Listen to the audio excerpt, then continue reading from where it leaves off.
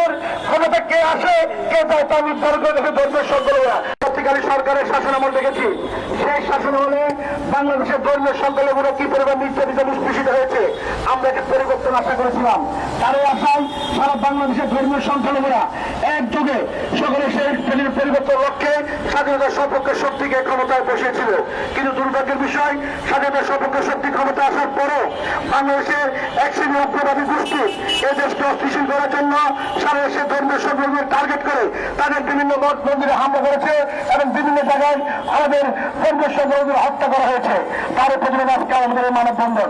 আমরা সরকার মাননীয় প্রধানমন্ত্রী জনাব তারেক রহমানের উদ্দেশ্যে বলতে চাই, আমরা যেভাবে আপনাকে ক্ষমতায় বসেছি, আপনি যদি যেভাবে বাংলাদেশ সমগ্র হিন্দুরা আজকে বাংলাদেশ জাতীয় বিএনপি ক্ষমতায় বসিয়েছে, এই জিনিসটা যদি আপনি ধরে রাখতে না পারেন তাহলে আপনার আমাকে যেভাবে ক্ষমতায় বসেছি আমরা সেভাবে ক্ষমতা থেকে আপনাদেরকে নামাতে পারবো।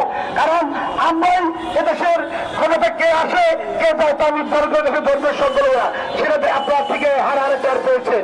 সুতরাং আমি বলবো, এখন পর্যন্ত বাংলাদেশের যে সকল জেলায় হামলা লুটপাট হয়েছে সে সকল দুষ্কৃতিকারীদের অবিলম্ব ধরে আইনি আওতায় এনে দৃষ্টান্তমূলক শাস্তির দাবি জানাচ্ছি। না হলে পরিবেশ প্রশ্নে আমরা কিন্তু ঘোরাতে করতে চাচ্ছি না।